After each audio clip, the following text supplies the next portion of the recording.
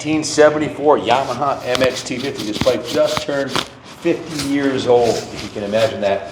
What a great time to be an American motocross rider, up and comer. I was 9 years old. I had a 73 GT80 Yamaha, a little shrunk down version of this, and was thrilled with what I was reading in Dirt Bike magazine with Super Hunky, in all the editorial comments and the tests on the bikes, and this was the bike to have. In fact, Pierre Carsmakers was the factory Yamaha rider in '74 that raced this weapon, and the AMA, unfortunately, decided that you couldn't compete for the national title unless you were an American citizen, and he wasn't an American citizen, but he was the factory Yamaha guy, and he actually won 3 rounds on this bike.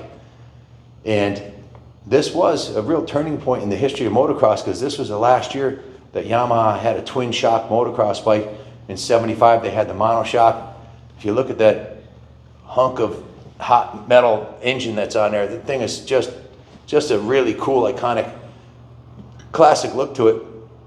Something you expect to see on any Sunday movie, wheeling through the desert. But this was one of the best motocross bikes you could get in that era, and definitely a super rare, iconic piece. In fact, in '74, they didn't even call it Supercross back then. It was called, get this, it was called the Yamaha Super Series. It wasn't even, they hadn't coined the term Supercross. You know how recently, I think it's weird how the AMA calls it Super Motocross now, but I understand what they're doing with that. They're combining the motocross and the Supercross rounds, and they're calling it Super Motocross. But they did have a Super Bowl of motocross. That was a specific race out in California in the stadium. In fact, a local Connecticut guy, Jimmy Ellis, won the 1974 Super Bowl of motocross and went on to win the 1974 AMA National Supercross and Outdoor Championships. In fact, K&M went 1, 2, and 3 in that series. They actually hired Marty Tripes in 1974. Halfway through the season, they stole him from one of the other manufacturers, and they were able to go 1, 2, 3 in the series. But really cool, iconic, classic piece. This has been in one of my friend's collections, Jack Weaver's collection. He just sold 120 bikes this past summer.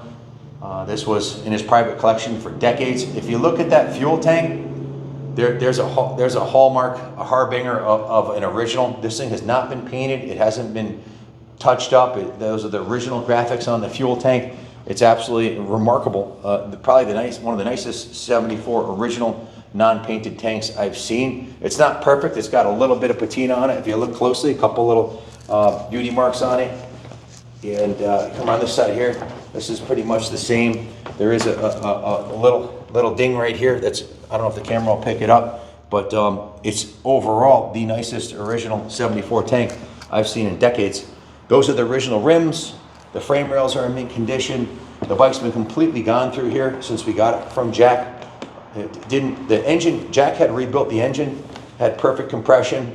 Piston was still nice and tight in it, so we went through it top to bottom. We did it wasn't running quite right, so we diagnosed it as needing a new CDI. We ended up putting a replacement CDI and a brand new PVL ignition, which was $453 for the ignition, and also a brand new Mikuni carburetor. It was over $700 just for those 3 parts to get it to run perfectly, and the thing hauls ass now.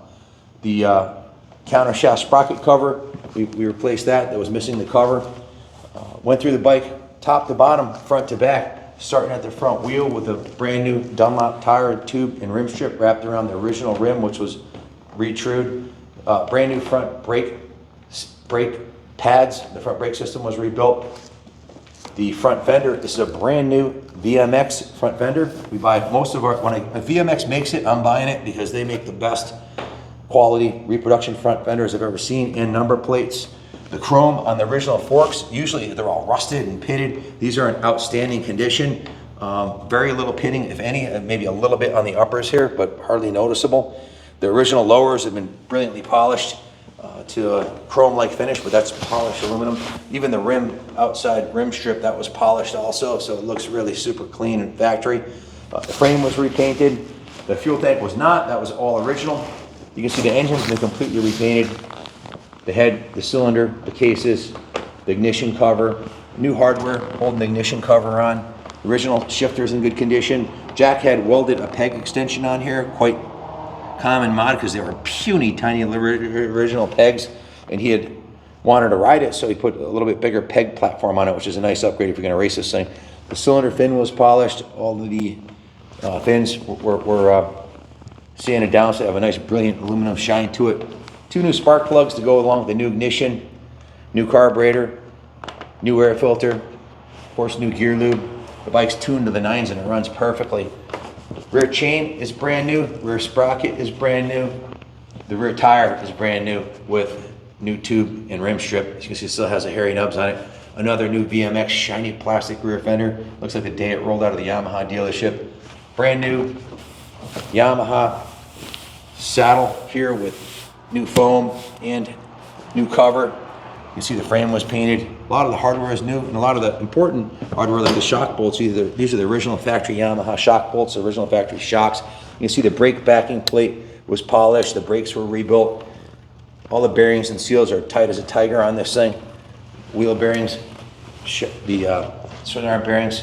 The side number plates are new. The side number plate graphics are new. The front number plate graphics are new. The engine cases on this side were painted. There's a pretty lengthy work order. I'll type all that up in the eBay ad. We just tallied it up this afternoon. Between parts and labor, there was a $7,000 work order. I think it was 38 hours labor plus parts is what it worked out to be. So definitely one of the coolest 74 250s I've seen come along yet in the 10 years we've been here doing this. And we've done a lot of vintage class MX bikes. They're usually repainted tanks and different wheel sets and a lot of non-original parts. This still has most, if not all, the original cycle parts on it. Even the exhaust, the original exhaust is in remarkably good condition. There's no dents in it, no dings in it. Usually they're all smashed up. Just a really rare 50-year-old piece of moto history here. It's on display in the New England Motorcycle Museum here on the 3rd floor. If you'd like to look at it, if you'd like to purchase it, give my son Kenny Jr. a call at 860-454-7024. He will hook you up. Ship this thing anywhere in the world for you. White glove, roll on, roll off, shipping right to your door. You can fire it up, take it to the Ricky Carmichael Vintage Supercross at Daytona this year, or to Mid-Ohio, or to Unadilla, or any of the cool classic vintage events. Vintage motocross is here to stay for sure. It's hot right now, and it's a lot of fun. It's more of like a gathering of friends, reliving memories, and what better way to do it on a classic YZ250 MX. It's got new bars on it, new grips, new levers, new cables. The crossbar pad, this is an original from the 70s crossbar pad that's in excellent condition.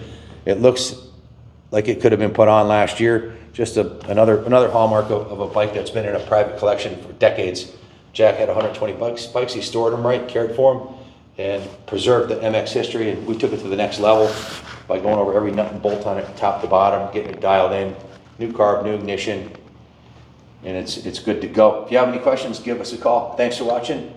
God bless American motocross.